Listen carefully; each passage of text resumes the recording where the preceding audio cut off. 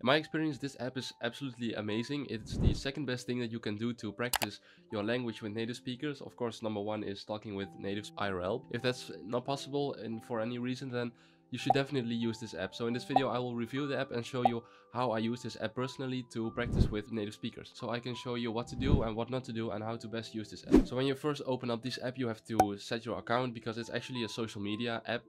You can post moments, you can share moments, like them, whatever. And the thing is that you can only choose one language, I think, if you have a free account, but I paid for it monthly. I don't remember how much it is, but I think it's worth it. And I can choose up to 3 languages that I want to practice.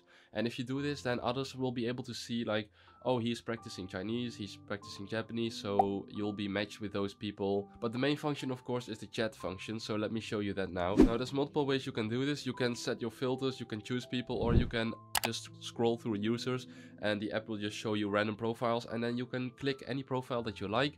You can see where they're from, what languages they speak, and then you just press chat and you send a message like, hey, hello. So let's actually try and do that now. Now, as we're waiting for the response, let me tell you something important, because the reason we start with hello or konnichiwa, ni hao, those things is because obviously when you are learning a language, you're learning another culture, so you are going to introduce yourself to someone else that you don't know, which is why you have to know how to introduce yourself. And that is why textbooks often start with these things, the greetings and the introductions, because those are the most common things. And my point is that you have to focus on these things first, the basics, the greetings, the introduction, how do you say hello, what's your name. In every conversation that you start with somebody, you are going to start out with hello. If you say hello for 100 times, then you're not going to forget it. It'll stick in your memory because you've said it so many times. Now imagine in real life, you meet somebody for the first time and you tell them, hey, my name is this. It doesn't matter how many times you're going to speak with this person, you are probably not ever going to say this again. And with an app like this, you can just, I don't know how many people you want to have a conversation with, but you can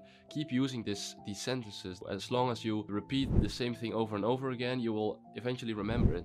And that is why I like using apps and just meeting people that way. How are you supposed to talk to these people? What I think is really important is that before you actually talk to these people, like I'm doing right here, you have to prepare your talking. So the way I do this is you have your resource, right? Now usually this is a textbook, but in my case I don't really like textbooks. I prefer videos and other things. And by the way, if you're interested in that I made a video about that, so you can check this video out if you want. So if you learn through your resources and you have this particular grammar that you want to learn or study, what I would do is I would look at the lesson, I would try to remember it, and then go to this app, to HelloTalk, find someone to talk with, and then practice that grammar. Now sometimes what happens is that you get a response from somebody and you don't know what they say because you haven't learned this, or you just simply don't know anything that they're saying. If you don't know a single thing that they say, then you are not going to have a conversation, right? So as you can see right here, there's this sentence that I didn't quite understand. I mean, I could guess what it meant because there's a few characters that I did know, but there's also a few that I didn't know, so I had to look up the whole sentence. And the problem is that if there's only 1 or 2 words or characters in this case that you don't know, then you can easily look those up and probably remember them in the future. But you don't understand the whole sentence, then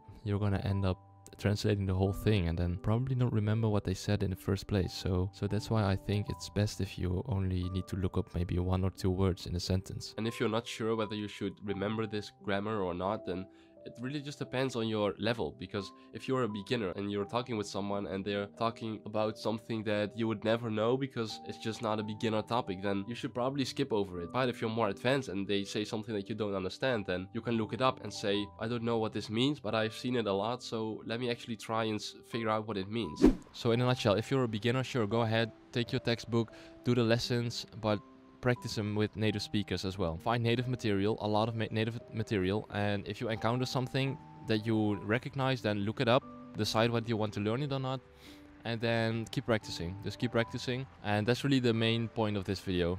I know it can be scary to talk with people sometimes, even online, but really you have to just do it. Just do it. Put your ego aside, okay? So when I saw this person doing this thing, he would literally have like 5 windows open with different chats, and he would just chat with each and every one of these persons at the same time. Just put his ego aside. It doesn't matter if you make any mistakes, just practice with these people. The alternative of talking online is of course talking with people in real life, but you can just go to a supermarket and maybe you'll find someone that speaks your language. I don't know. There's a supermarket nearby here and there's Asian people, and when I was there I heard Mandarin, and then it turned out that the staff also speaks Cantonese, and when I heard that I was just like, man, I gotta go back into that Cantonese, man. But I don't know, I want to learn Mandarin and Cantonese, and maybe it's better to learn Mandarin first. I don't know, it's But you know, I'll get both eventually. And with that being said, keep learning, keep practicing, and I'll see you next time. Bye bye.